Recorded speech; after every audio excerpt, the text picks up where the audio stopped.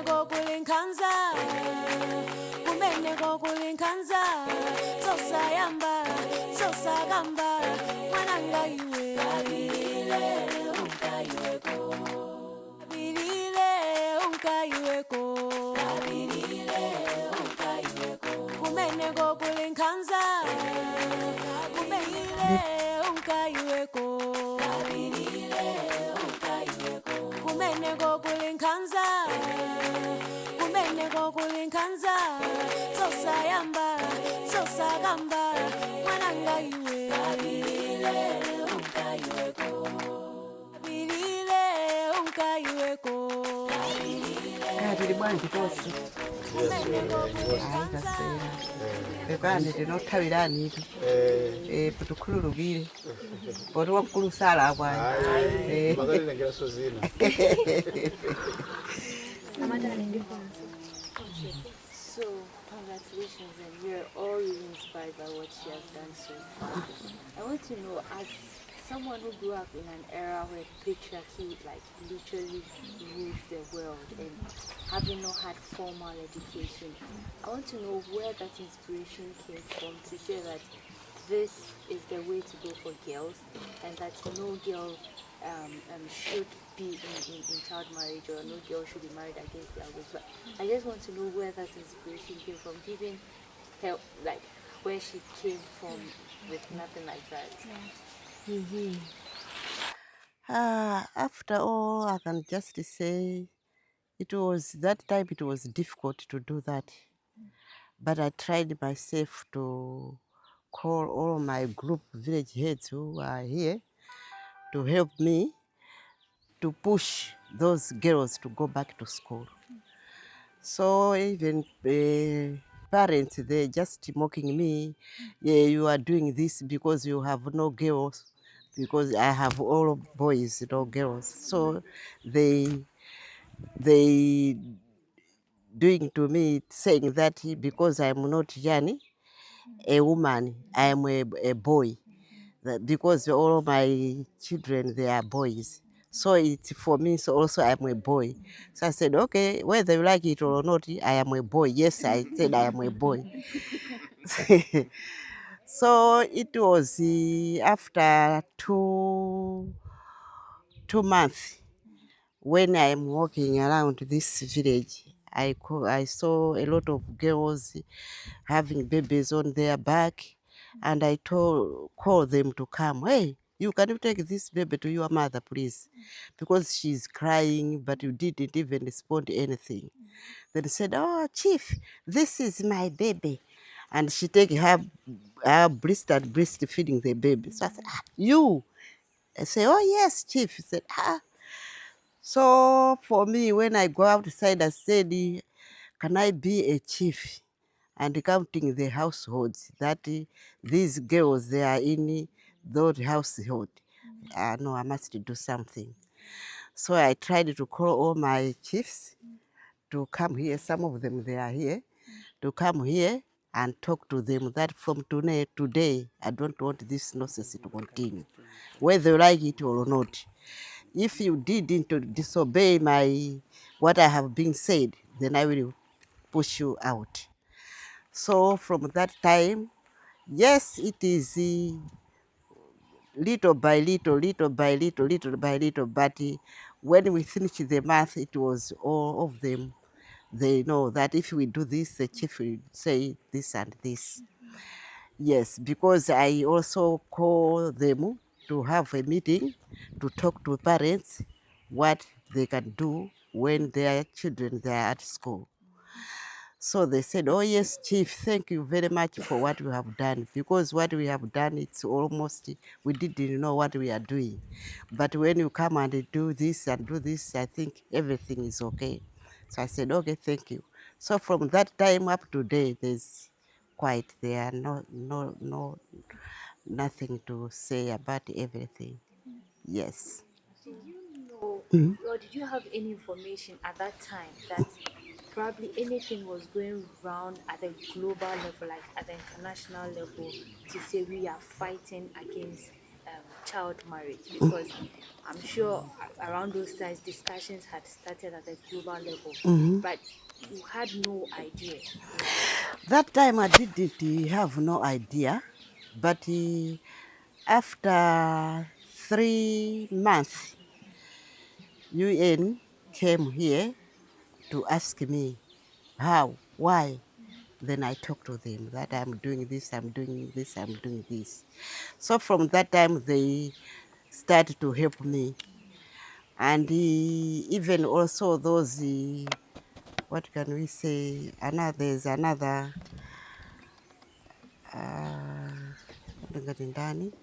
UN Women, I have said UN Women, and the Plan Malawi.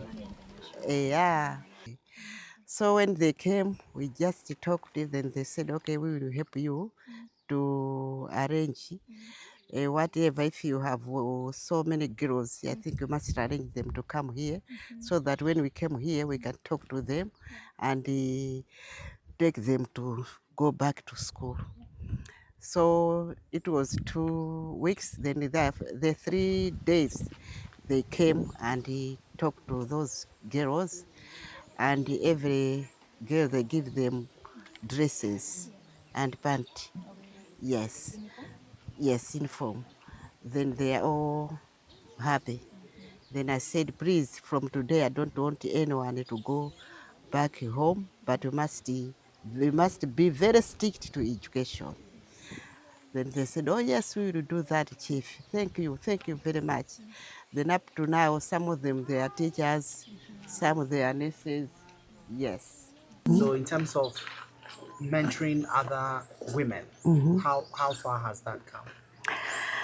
I can say it's about seven women who came here, because they came 2 by 2, 2 by 2, 2 by 2, but all of them, they are 7. Then they asked me, how, why are you doing this? Then I told them that as I am a chief, I don't want this nonsense to continue. I want these girls to go back to school, because even their parents, they came here to mock me. That because I have all boys, I didn't have a girl. That's why I'm doing this. So I said, oh yes, I'm with the boys, but it's only God who can give me a girl, like you have given the girls from the God. So please bear with me. I want these girls to go to school. Then because there are those people, they are there, then we tried ourselves to talk to them. Then after that, they said, okay, Chief, we have heard everything. Please do whatever you want to do. So from that day up to day now, everything is okay. Yes. So the other question, are there other issues, apart from child marriage, are there other issues that you are passionate about, especially issues that affect women? I can say yes, that women is there, but I also talk to them to tell them what they can do when they go home. That please, now you are girls, and you must be independent. If you are independent, you will do everything. But if you are so many people, you can't do everything. But from today onwards, you must be independent. Then, why, Chief? What can we do? Then I said, no, there's not what can I do. It's just only you who can say, from today, I want to take a book and read. Then when you read those books, then after that, you go to kitchen and to cook food, you eat, and after you eat, you take so that book and start, yes. So it was a lot of people who came here, but I tried ourselves to talk to them, because I have also mother groups. My mother groups, they are these according to the girl mother group. And those men, they are the people who are help us as chiefs. They're the one who have forefront for us. Yes, because when we heard everything from another district or another houses, I call them, can you go, please go there and talk to them what they are doing. That the chief said they don't want to do this. They must, these girls to go back to school. Yeah.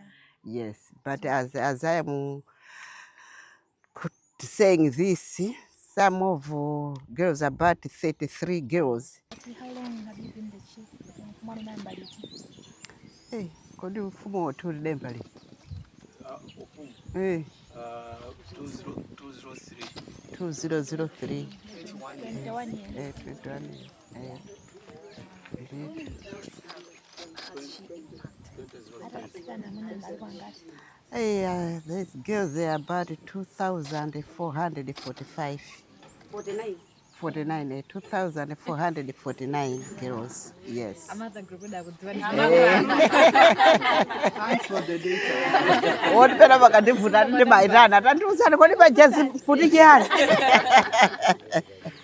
Damati kuti mukamva kuti mwana wakwatiwa zimeenda bwanji kuti mpaka mukatetse banja abwere ku skulu process imeenda bwanji? Hayi, apopo makhala povuta ife choti magulupu timanali nawo limodzi. Komanso ma village heads tinali nawo limodzi.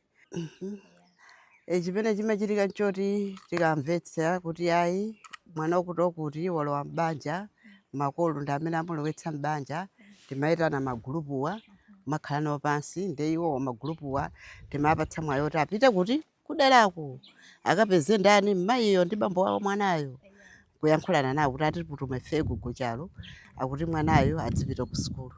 Zokwati ayi ndiye akakhala kuti akulimbalimba munoke ine ndimapita ndekha kukalongosolo kantenga mwanayo kukamusiya dala ku skulu ndekhanso kansiya dala kukauza headmasters kuti mwanayo chonde ndiwayang'anireni fa mwanayo tanchotsa kubanja kubwera naye kuti kuno kuti aphunzire. Ndiye chonde ifeyo tiganize tionera inuyo kuti mutithandiza bwanji. Ndiye ayi ndithu zizonse zimachitika oti panopo tinganena kuti ndi history. Ayi samapita kakamamira ena manditukwana undinyoza ko basi galu bwako poti udabereka mphokozo kazoka sudziwa kuona kubedwa mwana wa mwamuna kuti amabedwa bwanji. De bangoti ayi ndi chisomo cha Mulungu, mphatso imene adatipatsa Mulungu ndiri ndimene inunso mphatso imene adopatsani ya mtsikana ndi imeneyo. Ndeneyo ndifuna mtsikana wanuyo apite kuti ku skulu. Akapita skulu akadzamaliza skulu suti adzathandiza ine ngati atapa ntchito adzathandiza inuyo. Oti atsikana ambiri ndithu atsikana okwanira 7 amene anamaliza skulu chaka chimenecho anabwera kuno ndithu dzana kuti chifi tathokoza kwambiri kuti kutamaliza skulu tafufuza ntchito tatipeza ndetati ayi tibwere tidzatani tidzathokoze. Ndedati ayi zikomo kwambiri makoja amatukwana uja adasiyo tukwana kuja ali zimene tabwerera kuti mumpitire mukamuuze kuti zimene ndikafuna anangawa ndiziti zimenezi. Ndoti ayi ndadzanya mukadi ndiwo omwe omapita kuti kumeneko kafika ukapeza amayi wakusinja basi anawo kwazo kuti kwabwera talendo ali kupandako kubwera ndi Gogo Chalo ndendati bwanji ndendati ayi ndakuperekezerana ananuwo kuti mudzadziwedi kuti anaja atani aphunzira panono ali independent ali wokhawokhano osati sozomati mudzite iwe nagwagwa iwe mwakuti iya asiyeni apa ngokha kufuna ukwatibwa akwatibwe eno pakali pano zokwatibwa azayenera ukwatibwe famaliza zonse zofunika. Ndithu zedi. And so she was saying that it wasn't difficult. So the process was that she would engage the group chiefs, and once she would hear that somebody's married, to go to the family to talk to them. So they have a chat with them, and then if they are resistant, she would go herself to have a chat with the family. So, and then if it's not effective, she would take the child herself to the school and put them in class and ask the schools to hold them accountable. Yeah. So after that, then they'll stay in school. Of course, the insults were there. Some of the parents were not happy, but she still insisted up until some of the kids graduated. And after they graduated, they came back to thank her, and she actually went and visited again the families, and now the story was different. Yeah. Challenges? What happens if the child refuses to get out? The challenges is for the parents because they're the ones who mocked me, because for me, I have all boys, I didn't have a girl. So they are mocking me that she's doing this because she has all boys. She don't know how a girl comes from. So I said, okay, you said that, but it's God who gave me this young, these boys.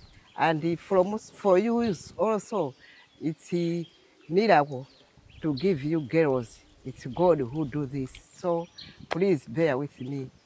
I am with you, whether you like it or not, until those girls, they go back to school. After they go back to school, then for me, I'm out of that. Okay, but how do you ensure it is sustainable? Because I mean, for instance, one of the reasons is poverty. That's why they are giving their kids out. Yes, You know, yes. and now the marriage is dissolved and the kid starts school. What's the measure to ensure that the child is properly taken care of? You know, so that the child doesn't find herself back into the marriage because she's out of the marriage and she can't simply take care of herself. Yes, some of them do that, but we try our best to talk to their parents that these girls, we want them to go back to school, whether you like it or not. I know that these girls, it's yours, but for me, I am intruder. But for my intruder, I want this girl to go back to school, whether you like it or not. They said, oh no, Chief, this is only my girl. So I want to go to kumunda to kulima farming. Then I said, yes, you can go to farming, whether you want to, but not these girls. Let these girls to go back to school. Then after they came back to school, then you can take them back to Jani, Koga grandchildren. So from that time, everything was okay, because any women, any mother, they know that if we do this, the chief will say this. This we do this, the chief will say this. Yeah, but is there a way you also advocate for economic empowerment so that these women start working, they are earning something, so that when the kids are the kids return to school, they can take care of them and they don't fall back into child marriage? Yes, we have those chiefs. They're the ones who help me to go by I can say by house. Then when they go there, they ask their parents to take those girls back to school. Then some of those parents, they mocked them and said stupid things. But when they came for me, I said, no, don't worry about that. As far as those girls have gone back to school, it's okay. So from that time up to today, everything is okay. If you could explain, I think it's a positive translation. Amati mwina azimaya awana kuti mwina anapereka kubanja chifukwa chokuti ali ndi ndalama zosamalira nyanya ndi mwina mmathandiza bwanji kuti ana akabwera ku sukulu azisamalira pawo azimaya. Titero tituti ana aja tikamaka achotsa kumabanja kuja kupita nawo ku sukulu, makolo amenena kuti it's up to you, Chief. Because for us, we have nothing to pay for her school fees or even school uniform. So it's up to you to do whatever you can do. So for me, I tried myself to have something to give those girls. Then after they have, I can say 3-6 years, then for that I call the parents that please bear with me, help me. These girls, they are yours. If they finish their school, they will take care of you, not me, but you. So it's up to you to take these girls back to school and pay them school fees, school uniforms. So it's up to you now. For me, it's okay. They say, oh, Chief, we will do that, we will do that. Then after that, they came with the girls with their then, oh, Chief, this is our dresses which our mother taking chana kugulita arigulira kuti kusika. Then I said, okay, thank you very much, but you must be very, very, very strict with the school. Said, oh yes, chief. Then I can say that now some of them, they are in Lilongwe, some of them are in Blantyre, like that. Yes. So in terms of punishment, she says there's no punishment. It's very diplomatic. It's very much by choice. So when she has taken on those kids, sometimes the parents will say, now it's no longer in my hands. It's now your business. You handle the school fees, the uniforms and everything. So she takes it on as her. But it's a very diplomatic arrangement, not by force. In terms of the groups, the associations, so there are no associations. The association maybe might be just within here in her community, but there are no other the other groups are, I think, different areas. So different areas, and they have their own groupings there. And then the last one, she was saying that there's a lot of influence in terms of her work. She has been to the United States, right? Invited. She was invited by Hillary Clinton, and they had a whole standing ovation for her, which for her was very amazing, and she was really surprised by that, and it was a really good experience. Yeah. So that's to that. Then for I just want to get her own personal story. Yes. I don't know what age she got married, and is it down to the influence of her, the time she got married, the education she received? Is it that she saw the benefits of all these things that happened in her own life, that eventually when she was seeing the young girls getting married, that touched her and she decided that she was going to change something? So what's her own personal story that influenced this before she, or from the time she became chief? Yeah, ndamati munafuna adziwe nkhani yanu nawo muna mbiri yanu kuti munakwatira liti and ntchito yanu inamba chifukwa cha experience yanu kapena zinakhala zosiyana? Kukwatibwa apo nde tidakwatibwa kalekale tu. Tidaiwalanso kuti kodi chaka chake nchiti. Nde mwati china cha amafuna adziwe kuti ntchito yanu munamba anamafusa za skulu. Oho. Skulu ndaphunzira kuti? Skulu tidaphunzira poyamba ndithu tidaphunzira konkuno, koma nokenaka bambo anga mandipititsa uku skulu kupita uku.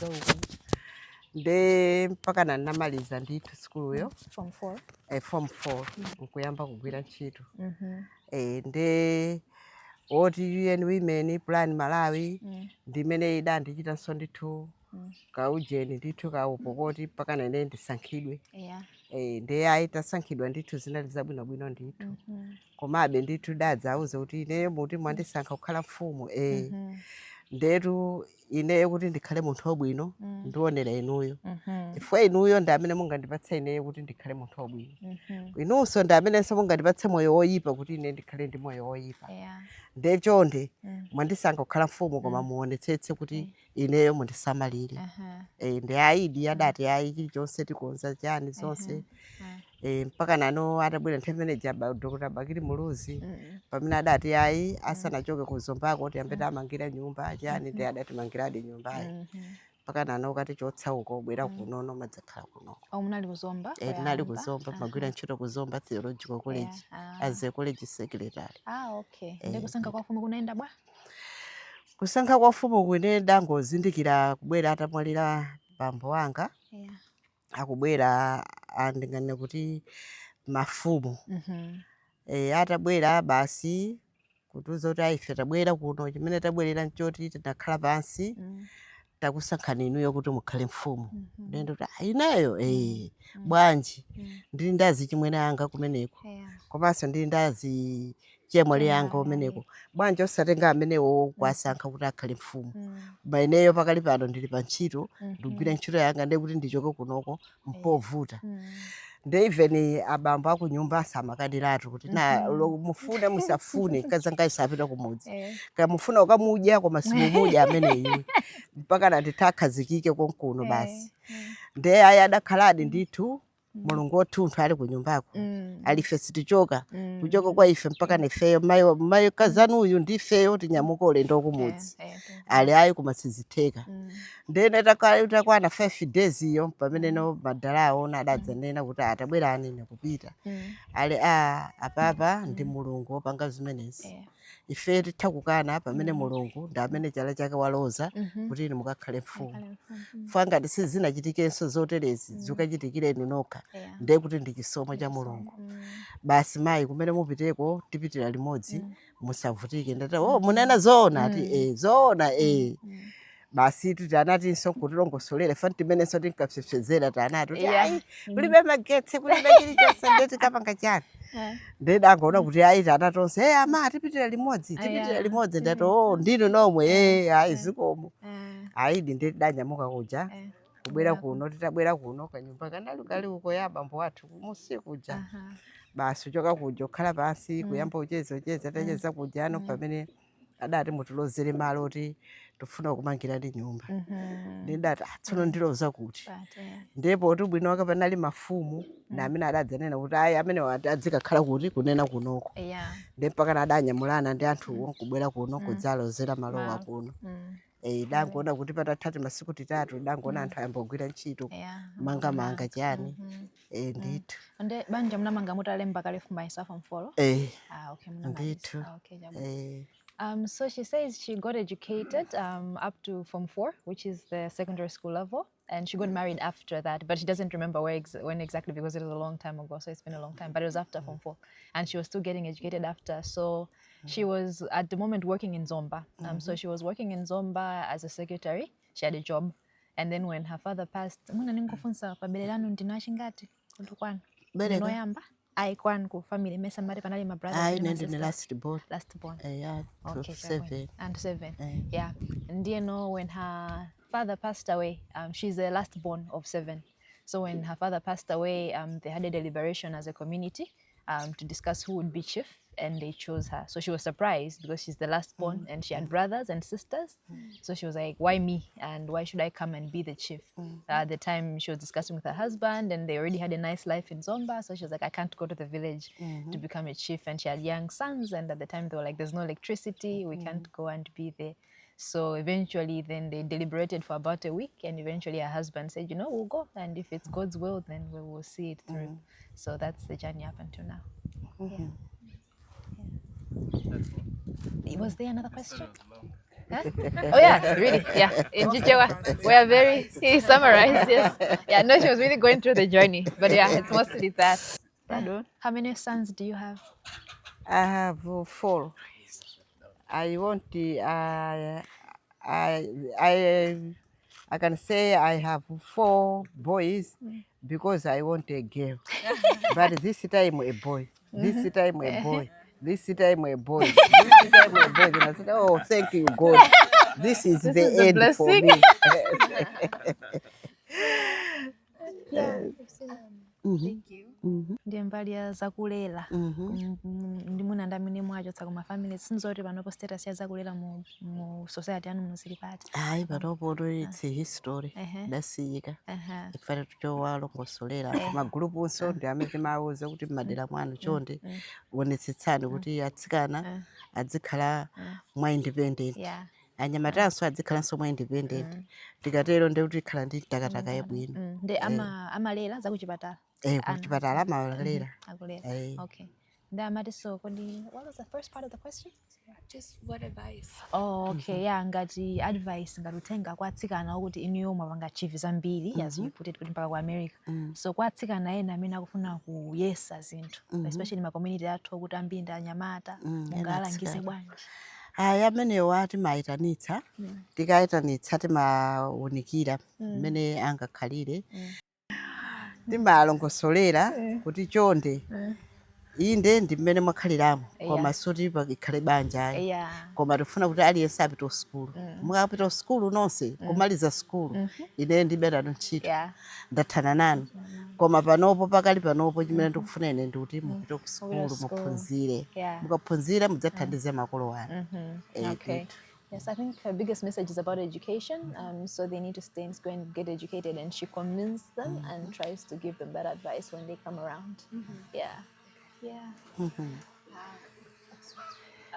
No, you can go ahead. Okay. So inendifusa mchechewa fuso langa ndilanu ndifuso la mama. So guys, I just wanted to ask her a question in Chichewa, and then I'll ask the lady who's in the mother group, and then I can translate for you guys. Yeah. Fuso langa linandilo kuti chimene chinakuganizisani kuti mupange gulu la azimayi mother groups. Munaamba liti kuika magulu amenewa, ndipo chimene chinakupangisani kuti muyambise magulu amenewa azimayi chani? Ndingatero kuti chimene chidandiyambitsa chimenechi ndi mmene zinthu zimachitikira. Kuona tiana ting'ono tili ndi ana ang'ono kuti kumbuyo kuti ground yake ndi yomwe ili apayi. Imene ndidayambitsa zimenezo. Kuti ndiuchoka kunoko ndimafuna kumana ndi loyal family imene dandibweretsera kuno nditakafunsa zina zake.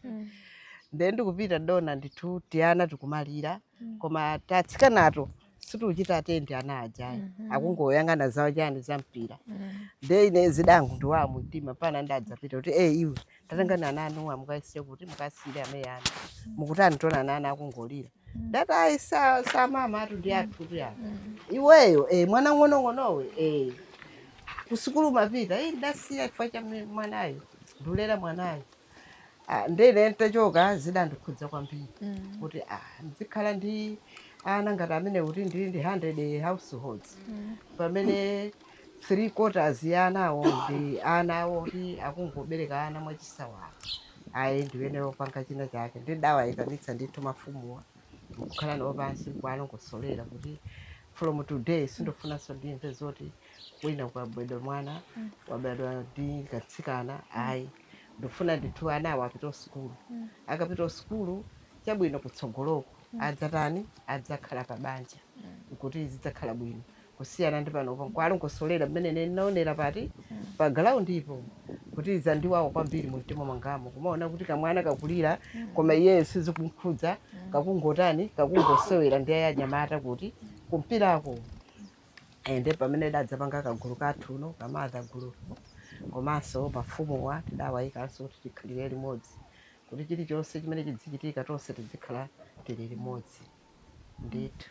Mavuto ena amene amaona kati mwa banja anali mavuto anji, ndipo mumawathandiza bwanji kuti mutu mungati akaona zowawa kapena mtima kuti maganizo asokonekera, mumawathandiza bwanji kuti sono akati okhala nawo kusangalala ku sukulu? Ifeyo tikamtsikana akakha kuti wakwatira ali ndi zaka zochepa kapena mwina kutenga mimba ali ndi zaka zochepa kapena mwina kukwatiwa kumene ali ndi zaka zochepa ndi njira zitatu. Nde popeza ndi lamulo limene adaruza Gogo Kachindamoto kuti sakufuna kuti mwana wosakwanira zaka 18 akwatire kapena kuti abereke mwana. Ndefeyo ndili makhala ngati asilikali yawo Gogo Chalo kumvetsera pena paliponse kuti kodi zimenezi zachitika mbali iti zili dere liti. Ndere tikamva nokuti tsika nokuti ali zaka zosakwanira ndefe mamaza group timakira kalondolondo mpakana pamupeza mtsikana uja kumalo kumene ali. Ndere kamupeza tilembira timamufunsa asisi munabwera kuno kuzakwatiwa mukukhala bwanji pabanja. Nde ekha amadziwa kuti apa zinthu zalakwika. Ineyo kubanja kuno ndinabweradi koma ndimafuna kuti ndisenitse kuti mwina banja limene mavutikira kwa makolo ndidzoona kuti kodi chimene chingathandiza chani. Komabe ndiona kuti banja ndi mavuto akulu kwambiri kulekanitsa limene ndinali kwa makolo.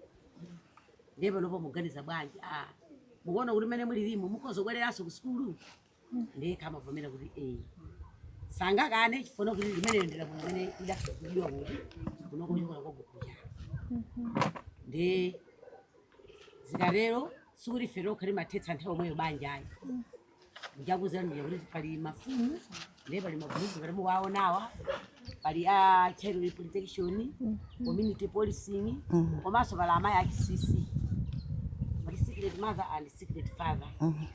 ndi timadzafotokozera ndi tikafotokozera magulupuwa ndi amene amakhala natsogoleri obwera kuno Gogo Chalo kudzafotokozera mamazi agulupu apeza izi matsikana ali pakuti pakuti ndiye amafunsanso kuti mungathe kupita kuti mukanakhala nonso makolo ndakapita kuchoka nkhona makolo ngati sadavomereze momwe chanenera mwinja Gogo Chalo kuti tonseno ndiyenweke opanga chinthuwa timapita nawo mala amenewo amene amakathetsa ukwati amakhala eni wake amene adapanga malamulowa ndi Gogo Chalo ndiye mwana uja sikana uja tantenga thandizo lolathu nalo kuno kuti oyokana manja umo obwera manja mwa ifeyo amatituma Gogo Chalo kupita naye ku sukulu ndiye tikamapita ku sukulu uyo kampereka kwa aphunzitsi amatuzira kuti mukauze mawu awo aphunzitsi uyu asakakhale kapolo kapena wosekedwa pa sukulu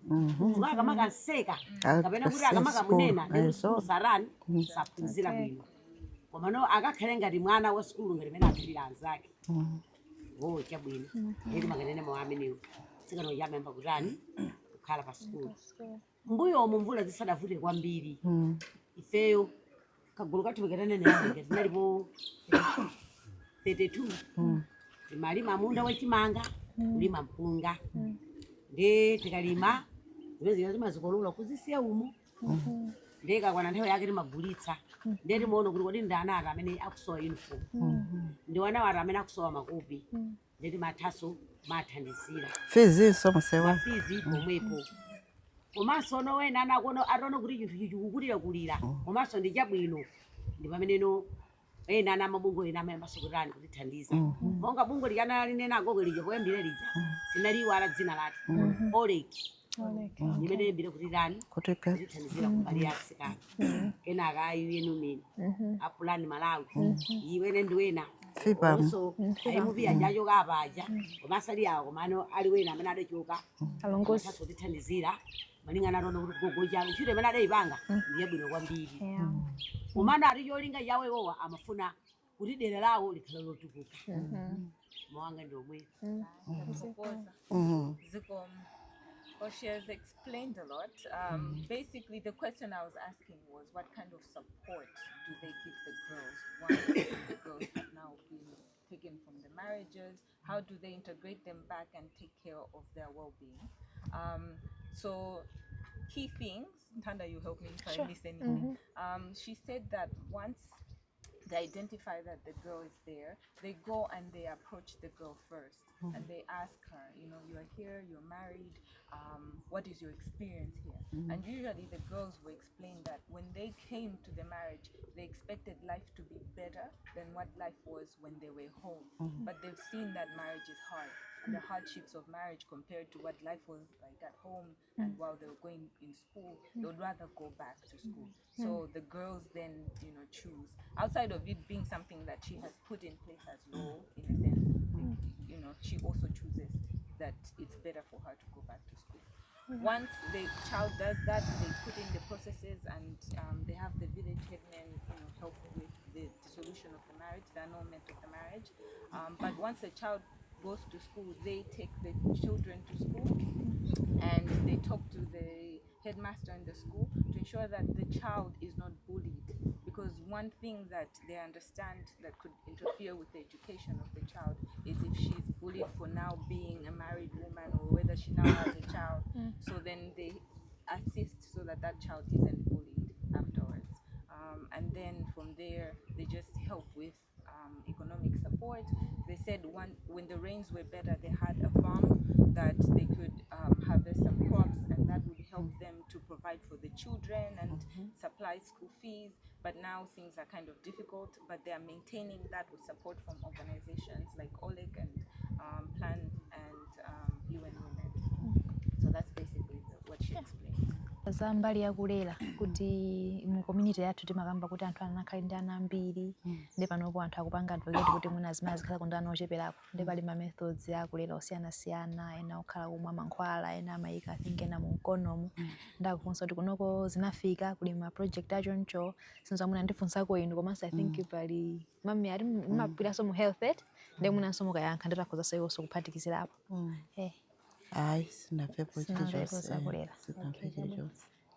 Mama mwina akufunsa za mbali yakulera azimayi kuti mwina pali njira zakulera zimene anthu akugwiritsa ntchito kunoko kuti akhale ndi ana ocheperako kapena sizinafike. Zilipo? Mwina mukhoza tifotokozerako. Njira zakulera zilipo.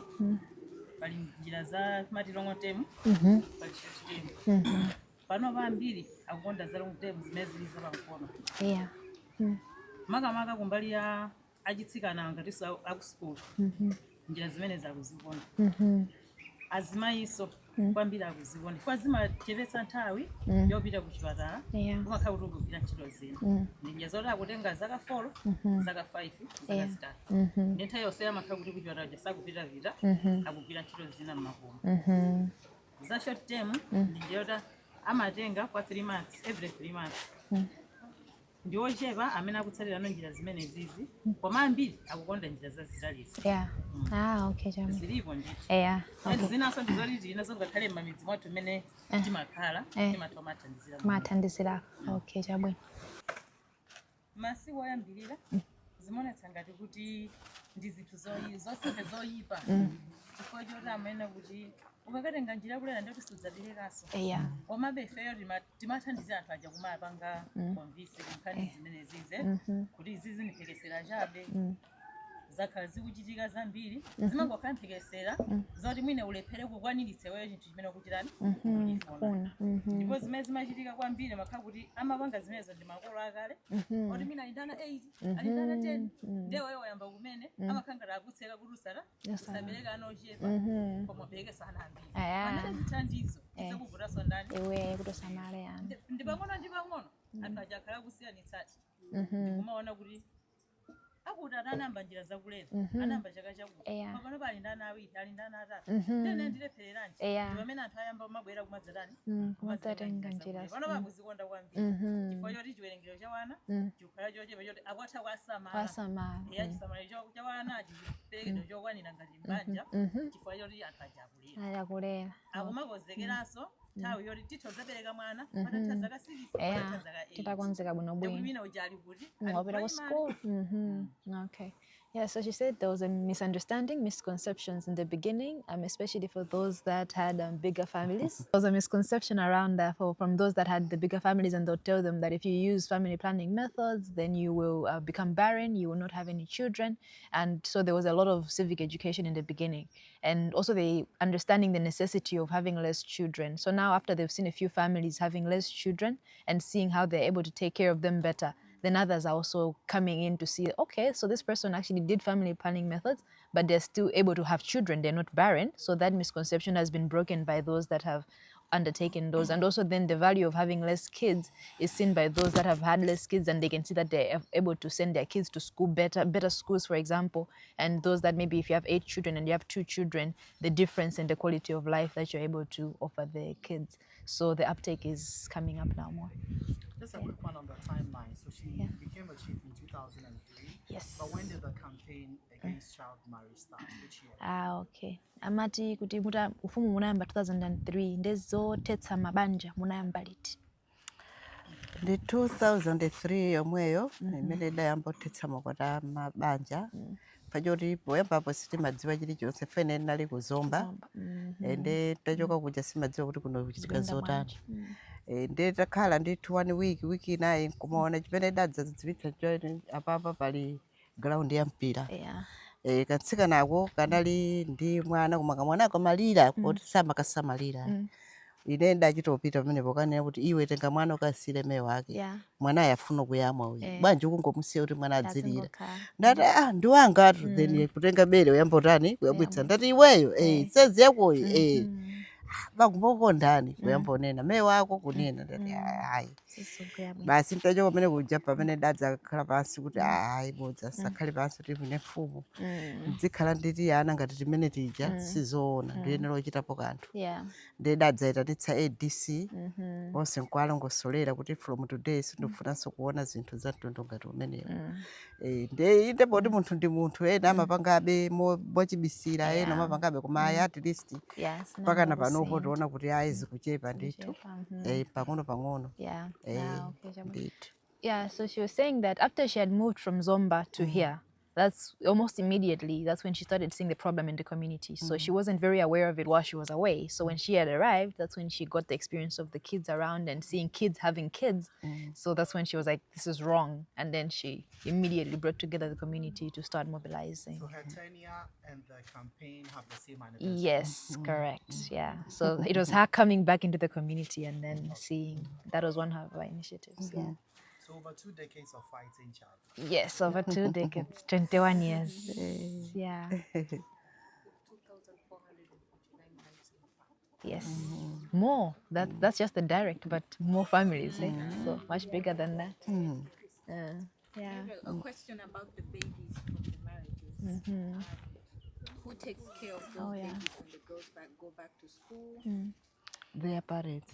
The grandparents. Yeah, the grandparents. Okay. Yes.